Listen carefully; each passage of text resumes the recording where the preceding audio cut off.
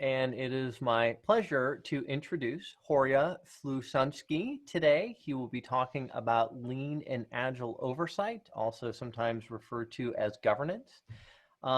He is a certified discipline agile instructor, a lean Six Sigma black belt, an agile coach, and has a wealth of experience in this area. As we get into the talk a little bit today, we'll hopefully find that he and his two partners are actually writing a book on what they call adaptive oversight. So let me stop sharing my screen so that I can have us on. And Horia, yeah, take it away and tell us a little bit about adaptive oversight. Thank you very much, Joshua. Welcome, everyone. Um, Let me clarify first what do we mean by oversight. Suppose you have an initiative, um, and I use the term initiative as a general catch-all term because initiatives could be a project, a program, a portfolio, or simply a product development or a service development effort that contains a range of projects. So any kind of initiative usually doesn't just have a team that does the work and gets the result. It usually has some form of governance or oversight function. So the names of the oversight functions vary. Different organizations use different terminologies. You might find a project board or a steering group or a steering committee or some form of governance forum. In other words, oversight is this ability to notice what's happening with the team that's doing the work. And I use the word team here liberally because in a program or a portfolio, the team will have tens or hundreds of people involved, if not more.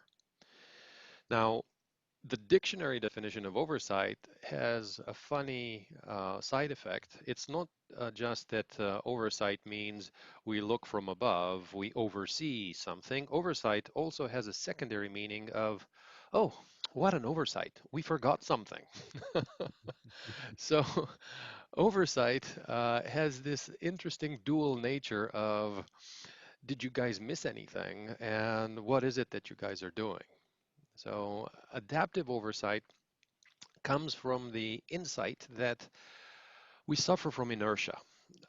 In the past, through the Industrial Revolution, we got really good at creating replaceable things. So we always wanted to get things to spec, repeated, the same thing, the same thing, the same thing. The more precision we have, the better it is. And therefore, if I know exactly what do I need to build, I know how long it needs to take, what materials go into it, so it's very predictable. Now, in recent terms, due to all of this intensity of change in human society, we have to discover. It's insufficient to say, oh, I have all the scope, and therefore, if I know all the scope up front, I'm going to get the perfect product at this point in time for this much money with this many people.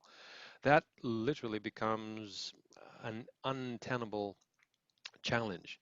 The thing is, studies have shown that anywhere from 40 to 60% of the feature set in deployed application systems nobody cares about, nobody touches, nobody uses. So half the work that we put into systems development usually goes unrewarded by people's attention. So the whole idea of lean and agile ways of work is stop doing wasteful stuff that nobody cares about, nobody uses, and start doing more of the useful stuff that people actually do care about, that is valuable for people. Now, unfortunately, while practitioners and teams have intensely struggled to, let's get good at this, let's have agile teams, let's do this, let's um, organize ourselves in various ways, let's use product backlogs in this way, let's use story mapping and so on and so forth. So there's a lot of work and a lot of techniques gone into how do we do this adaptive and agile way of creating systems well. The oversight function hasn't caught up. In other words, the mindset of you will be on time, on budget, on scope, by God, or else, yeah, that hasn't caught up. But if I have an initiative that's kind of somewhere in between. In other words, some features I know for sure we absolutely got to have them. There might be a requirement of compliance or something like that. Some things got to be there, but some things I don't know. I have to get feedback from my customer community and see, do they actually like this? Do they want this feature? Do they not? So in other words, we have to have a way to flex our oversight. We have to have a way of joining in with the team and understanding. Can the team do this on their own? Yes, they can. Can the team do with some help? Yes, they can. So let's give them some help. I'll draw your attention to a definition many thousand years ago by Lao Tzu of what is amazing leadership like? Lao Tzu, I'm paraphrasing here, says something along the lines of the best leadership is the one in which people say to themselves, hey, we did it ourselves. They don't even notice the impact of leadership. And essentially, that's what we want to get out of adaptive oversight. We want to have a lightweight oversight that is insightful, that notices what is the team up to, what obstacles are coming their way, and silently and gently removing them out of the way, and oh, look, we can keep going very nicely and smoothly, and hey, high five, awesome success, everybody loves the product that we're creating, we're really enjoying the process of creating this amazing product, hey, everybody wins. That's the intention of adaptive oversight.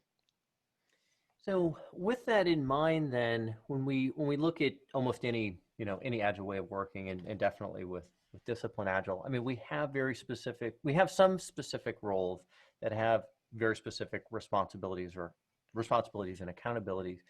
So how, when you're working with organizations, are you able to have them make that connection, specifically leadership, that most organizations have governance areas, right? A governance department, a governance team.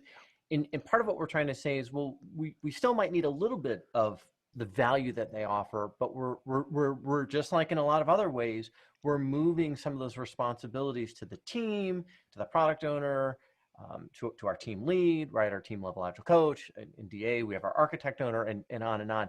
How do you best communicate that? Yeah, that's a wonderful framing. Think of it this way. One of the greatest difficulties is the rote application of frameworks and methods. In other words, I don't really get what it means, but I'm supposed to, so I'm gonna. What I mean by that is I don't really get what product ownership means, but my boss just told me I'm supposed to be the product owner, so okay, fine, I'm gonna be the product owner. But I don't really get it. I don't really know. So I'm gonna behave. How am I gonna behave? Well, um, under stress, under intense pressure, what do humans do? Our bodies are made up in such a way that when under stress, we regress back to the limbic system at the back of the brain, where we gotta go back to instinct. So unfortunately, many of these kind of really good governance skills, they require to us to engage the prefrontal cortex to reason. So when we go back to instinct, we go back to habit. So unfortunately, too often people are unaccustomed to reacting well under stress.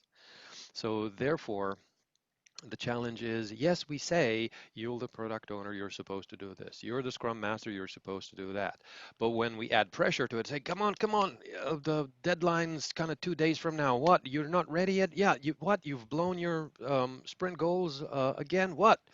So what people do is they revert back to not so healthy, not so helpful ways of engaging in agility. So yes, we say we have this role, that role, the other role. I mean, look at something like some of the scaling frameworks, large scale Scrum, SAFe. They say you got to have one of these, you got to have one of those. And again, everybody gets nominated, you will play this role. But the challenge is, if you don't really understand what it actually takes to be a really highly effective Agile team, attempting to impose sort of scaling from above is only going to lead to all sorts of heartbreak. And that's where kind of the ideas of adaptive oversight, and that's why we felt it sort of high time to write a book on this, is inspire leaders to really pay closer attention. Because ultimately, it's a matter of really acting on feedback and noticing for ourselves, look, What's happening here is, for instance, the watermelon effect. Look at my project, it's green, it's green, it's green, oops, it's red. Well, well, that's not okay. Why are we forcing people to report green, green, green, green, and then it's red? Yeah. Yeah. Read for a long time. Yeah. Exactly. Yeah. Yeah. Yeah. So these kinds of challenges, how do you balance the need for control with the trust? Yeah. How do you make sure that people have enough really good sort of skill and ability, and we're not kind of lying to ourselves? How do you sort of overcome the Dunning-Kruger effect, where you go on a 2-day course and think, "Yay, I'm the master, the universe, I know everything," and a couple of days later you go, "Oh my God, um, you know what? Not so sure." And you kind of go into a depth of despair and you think, "Oh my God, I'm never going to get this." And you persist and you eventually start to develop some mastery and some skill. You go, "Oh, yeah, okay." And 5 years later, you go, "You know what? Yeah, this ain't easy, man. This this is tough, but look, it works." But it took you 5 years to get to that Yeah. place. Yeah.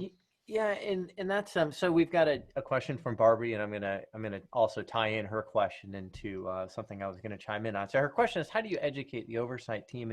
And that's something I've talked about in some of the previous webinars when topics like this have come up. Is that you need to include people beyond just the team in training and getting going with moving towards an agile way of working, because that is going to be an enabler of truly making success for you. You don't want a double set of books, right? We don't want teams to keep doing a certain amount of busy work because they have to be able to pass governance or oversight requirements when they don't provide any value. And not only do we need to include them via training, we need them to participate and see, for instance, for using our agile life cycle, the iteration review, right? We That's right. want to see them in there so they can actually start looking at outcomes versus, again, evidence from a paper-based approach or something else. Yeah, right, exactly. But what else do you think, as far as educating the oversight team, that you would recommend? Yeah, that's a really great challenge. Because the thing is, if you just go to the team, then the team only has a certain sphere of influence. We're the team, we can do this, we can do that. But how do we talk to people? There are so many challenges in terms of power gradients and sort of people's habits and status challenges and triggers that make it really, really tough for people in the team to go, "Hey, boss, you know what? That's crazy. Stop asking us to do this." That is so hard to do. Yeah, very few organizations have a level of comfort between the people doing the work and the people doing the overseeing. So therefore, in most cases, you need crazy people like us, Kaizen artists or agile coaches, that actually speak truth to power as a day job, where we get engaged specifically such that we serve as court jesters, if you will. I use the term court jester in the medieval term, where the wise king has a court jester that usually you don't kill the court jester. It's a buffoon that kind of usually cracks jokes, but in the way that the court jester cracks the jokes, he's actually exposing the chicanery of um, what's actually going on. He calls a spade, right? He calls out what's actually going on. So the first step in avoiding a trap is knowing of its existence. Um, Says Frank Herbert through for Howard, yeah, a treatise mentat. Um, the challenge there is, how do I criticize people without criticizing people? How do I say, "Man, you don't get it. It's uh, this is not what this is about. Yeah, this is what is actually happening. This is the challenge that they're facing. What do you want to have happen? Because this is what is humanly possible to do. You're asking the impossible. Something's got to give. Give." Right. Yeah. Yeah. How do you how do you develop that? Yeah. So the challenge is, how do we practice courage but also safety? Because if I speak up and you go boom, punish the messenger, then we're not really getting anywhere. And frankly, um, it's not mandatory to be in business. It's perfectly okay for you to shoot messengers and be authoritarian and kind of demand that everybody kind of is not allowed to talk to your people unless they talk to you and all of that kind of thing. All of that is perfectly possible. You don't have to be in business. You want to be out of business shortly? Fine, good for you. Keep doing that thing. Yeah, so some organizations are ready for adaptive oversight, and some people, not just yet. Not so much. Yeah.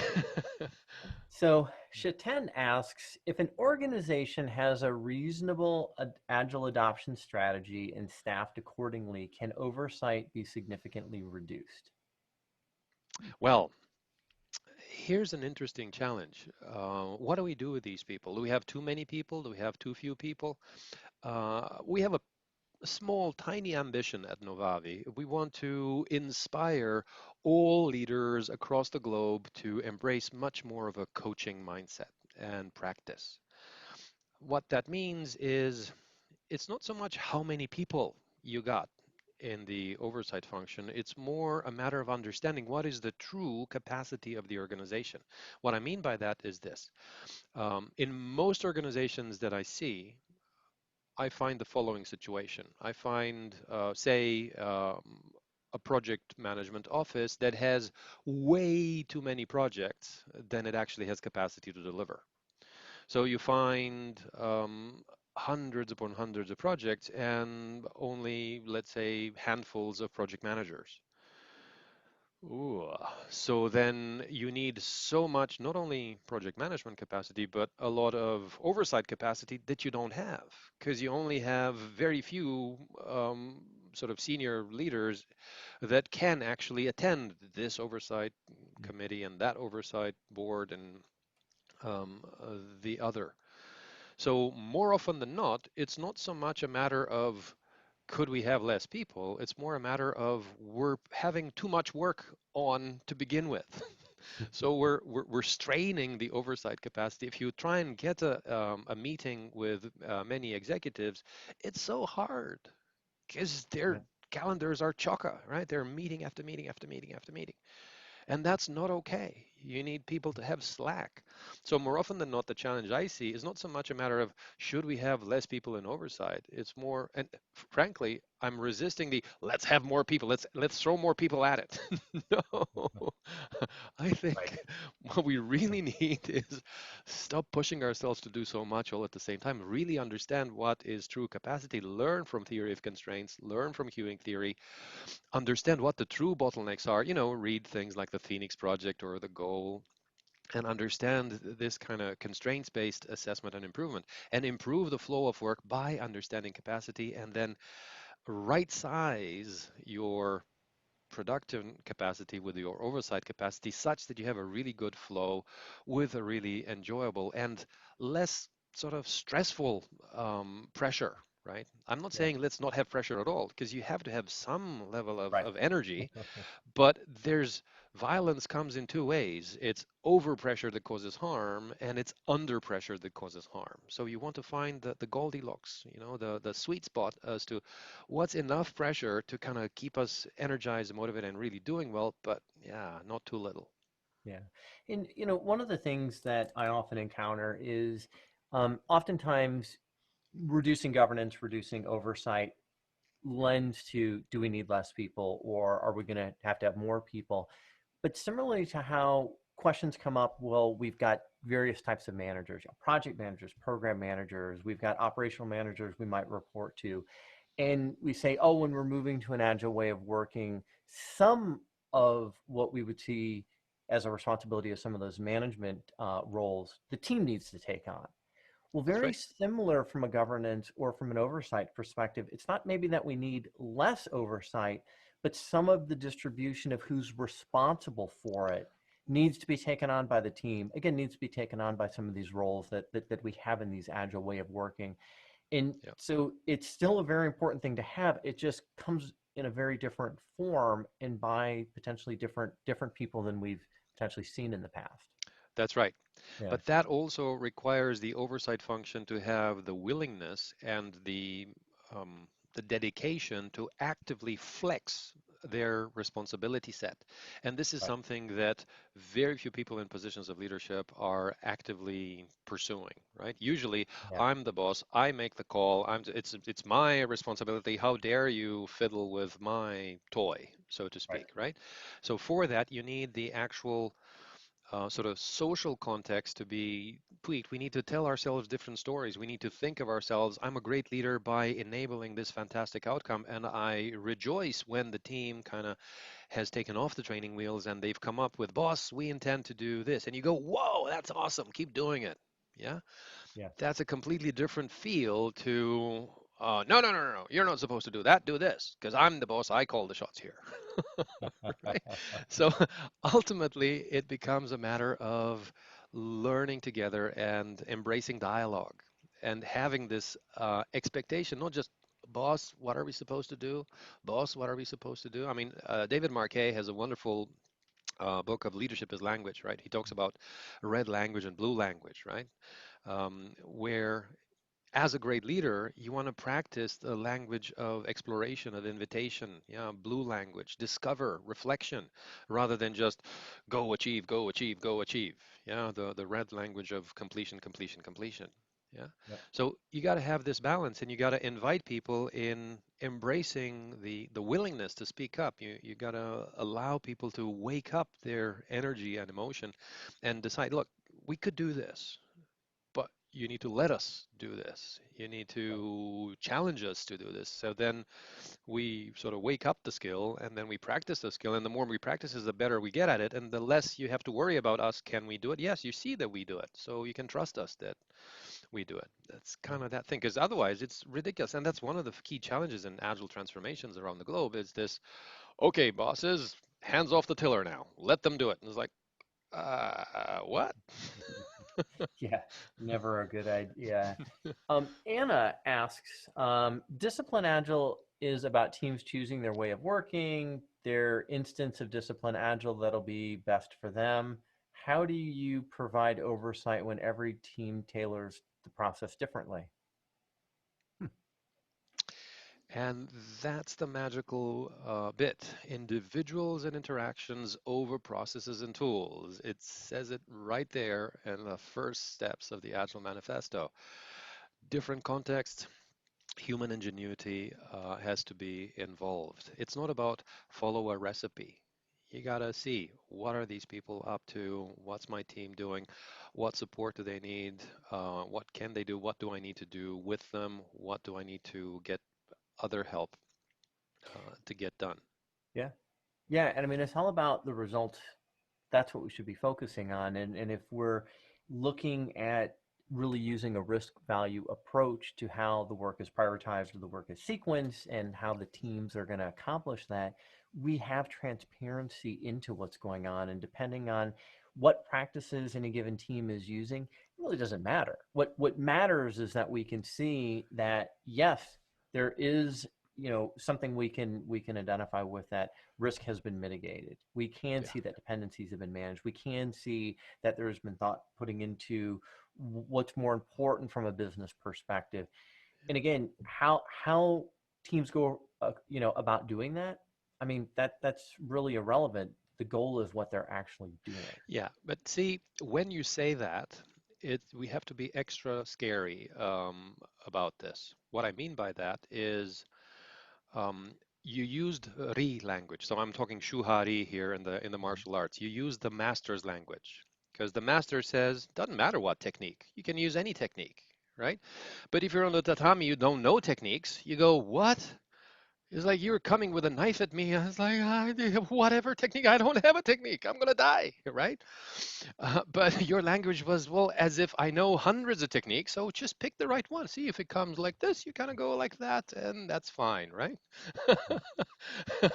So It the does assume that there has at least some thought and decision has been made into what options we are choosing, which is a whole nother topic, right? exactly, That's a whole exactly, other but it goes yeah, into something I know we've talked about in the past, which is you have to be able to make all these to make progress in an agile journey at a given organization or even just down Yeah. to a team. There has to be the right level of support, whether it's whatever amount of training and whatever amount of support from a coaching perspective is needed. I mean, we have to have some things just to be able to make progress regardless, or right. I mean, there almost anything isn't going to solve that problem. Yeah, well, we need basic discipline. That's the challenge. And that's why I Right. love discipline agile, because ultimately it's a way of being truthful to ourselves and recognizing, you know what, did you pay attention to some of these things? That's why the process goals are really awesome, because you Yeah. bring them together with you and the team all of a sudden goes, oh my God, there's this to consider. Oh, we didn't think of that. Oh, okay. So Right. you start to notice there's all of this stuff. It's not just whatever the moment kind of drives for you. There's this and this and this. What do you want? Right. Oh, right. We're not doing all that well here, but we're doing well this. So that way you have a disciplined way of guiding your continuous improvement and really not really lying to ourselves. Yay, we're fantastic. Yeah, well, maybe not quite. Maybe we can get quite a bit better. Yeah, yeah, and that's something that for those of you that are in attendance today live, or if you happen to be watching this recording, one of the things that I have talked about in the past, and I really like about Discipline Agile, is within the life cycles and the project-based life cycles, there is an underlying governance structure which helps to provide oversight in making sure that we're moving in the right direction, and again that there are some milestones, lightweight milestones, that give an indication of if we're on a good path, on a good trajectory. Yeah. Um, so we've got time for one more question, and this is from Casey. If the way of working determines we should use Scrum, for example, does that mean we go learn Scrum from some Scrum training provider, or does DA provide some of that training? Well, my answer is you're fortunate because the DA curriculum actually has really good training modules on the various life cycles. And ultimately, in my experience, Scrum alone is toxic. You can't just do Scrum and say, we're going to make it.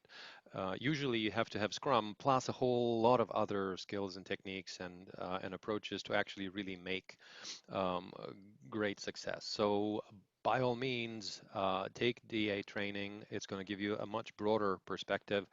And so other things like lean techniques and ways of thinking, use of Kanban, there's nothing saying, yeah, we're using Scrum, we can't do Kanban. Well, says who? Based on what? Because Kanban is about understanding bottlenecks and improving the flow of your work. You can actually use Kanban beautifully in the middle of your Scrum sprint. No issue at all. Scrum says nothing about sort of pair work, for instance. Says who that we're not supposed to. We're doing Scrum, we're not doing pair work because Scrum guide says nothing about pair work. What? That's crazy. Yeah. Or test-driven development or user stories. No, we can't Right. use user stories because Scrum guide only talks about product backlog items. We can't use user stories. What? Makes no sense. It doesn't. And there was a follow-on that Casey added, which was also applying to SAFe and Lean and Kanban, et Mm, cetera, which you're starting to touch on. And what yeah. I'll add to that as well is, as far as determining your way of working, if your question, which was if we find Scrum is the right fit, well, to me, that would just mean that you want to use an approach that uses a time box, right? You want to use Mm, a sprint or an iteration. And Discipline yep. Agile has the Agile life cycle, which extends Scrum's construction focus, and it Yep. provides an opportunity to use that. Hmm. And we also have some guidance within the toolkit as far as when a team might potentially be able to look beyond using, again, Hmm. a time box, a sprint, or an iteration, and move to a flow approach, a Kanban approach using the lean life cycle. Mm, Yep. So that's there right. is quite a bit in there. And as usual, time absolutely flies. So what I'm going to do is just pull up some closing slides, Horia, while I thank you very much for your attendance today. For those of you And it's still in attendance. I'd like to also mention it is 4 a.m. or now I guess it's 4:30 a.m. Horia's time. Horia is in New Zealand. I'm an early So riser. No worries. really appreciate the effort to attend today and the amount of energy that you've got. I know it's just very, very early. Horia will be rejoining us next week for our Ask Me Anything DA, where everybody in attendance gets to drive where that session goes. You can ask any question. So we'll bring back Aldo Rawl. We're going to bring back Dr. Gail Ferreira, and Horia will be joining us as well. And I always like to say, come and see if there's the most challenging question you can pose, since we're fortunate to have so much experience kind of in our virtual room. So yeah, Horia, really appreciate it. For those of you that want to learn more about Discipline Agile, we do have lots of Discipline Agile workshops that are coming up. You can find that on our Process Mentors website. We also have an All Things Discipline Agile LinkedIn group that we're just getting going. So we're having every week, we have more people that are joining that, as well as the recordings from this webinar and all the previous ones that are out on YouTube, as well as in the Process Mentors website. So I appreciate everybody's attendance today. If you have any topics that you would like us to cover in a future webinar, please send us an email. We're trying to make sure that we're meeting the needs of the community, and we have a lot of you that are regular attendees, and we would like to be able to take on challenges or questions that you've got and bring an expert in to be able to talk about their experience and how that might be something you can solve your challenges with. So thanks again, and we'll see you next week.